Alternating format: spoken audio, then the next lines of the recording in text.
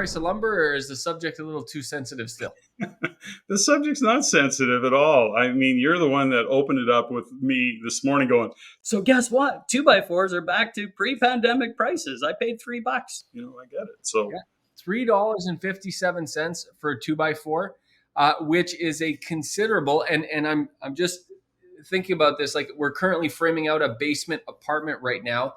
We're probably going to go through about roughly 300 2x4s and then some 2x6 as well. But let's just say 300 2x4s.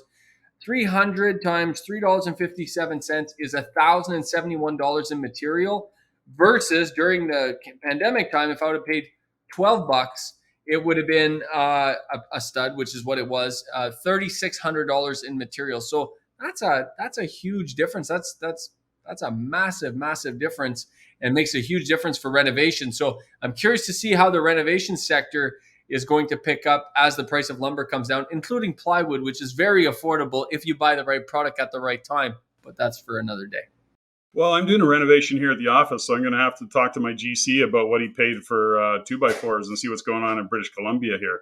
See what prices are. I haven't looked at them. I haven't looked at the price of a 2x4. So Now, I buy directly from a local supplier here. Which, by the way, if real estate investors are listening to this, do not buy stuff directly from Home Depot. Go set yourself up a contractor account.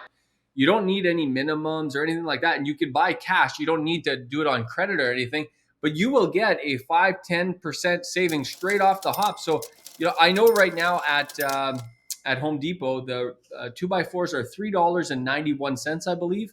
So, I paid $3.57. The average guy's buying them for $3.91. It's not a big difference, Patrick, but it does add up over time. That's for sure. of course, especially when you're a developer like you. But the other question I have for you, JG, because you're playing that game a lot, is what are the other costs associated with, when you look at, countertops and appliances and cupboards and, how are those costs faring? Are they staying the same? Are they going up? Are you still getting deals on them? What are they doing? Nothing is going. So that's a great question. So some materials like consumer materials, toilets, sinks, taps, stuff like that, you can get great deals on that right now. Like you just got to shop for sales, and you could buy, during COVID, we were paying up to $350 for a toilet. I could buy that same toilet now for $150. We'll take 20. That kind of material have come way down in price, way back to, again, pre-COVID for sure. If you're buying stuff on sale, you're getting a great deal, and that's what we're doing. I'll give you another example. Luxury vinyl plank flooring, which we use a lot of. Before COVID, I used to be able to buy that stuff for $2 all day long, $2 $2 a square foot all day long. And then during COVID, it became $3, and then $4, and then $5, and then, so on and so forth. Now you could buy it all day again for $2 a square foot. So the point is, a lot of those materials are coming back down. The price of trades have definitely not come down, but their timelines are much better. So instead of like booking a trade now and like it's going to be 8 weeks till they get to you, they're definitely able to squeeze you in.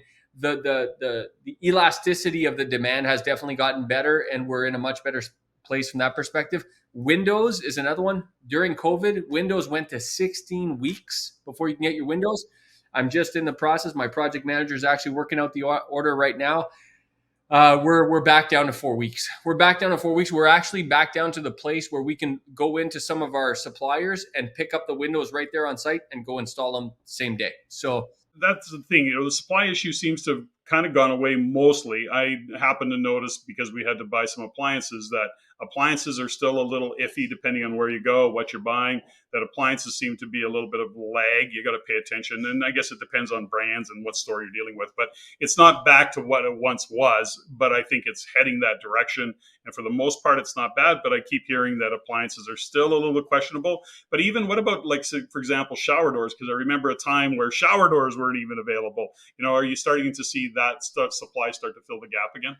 Funny enough, is shower doors. I just installed some shower doors 3 weeks ago that had been on order for 10 weeks. So now what's interesting there, though, is that particular shower door, I didn't have a choice. I installed a certain tub surround. I had to use their shower doors.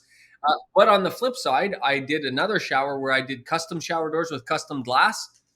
It was easy peasy, fast, quick, installers were there, done. So I would say it's 99.9% worked out, Patrick. I have not had any appliance issues myself, and we order 3-4 appliances a week right now, and we don't have any issues. It goes, straight from the order, straight for delivery. And again, everyone is, so that whole thing has worked itself out. We're kind of having this conversation about the price of lumber, but the entire space, if anybody's out there and has been scared to take on a project because of previous lags in supply, price of material, so on and so forth, I think a lot of that has been worked out of the system. You don't have to be afraid of that anymore.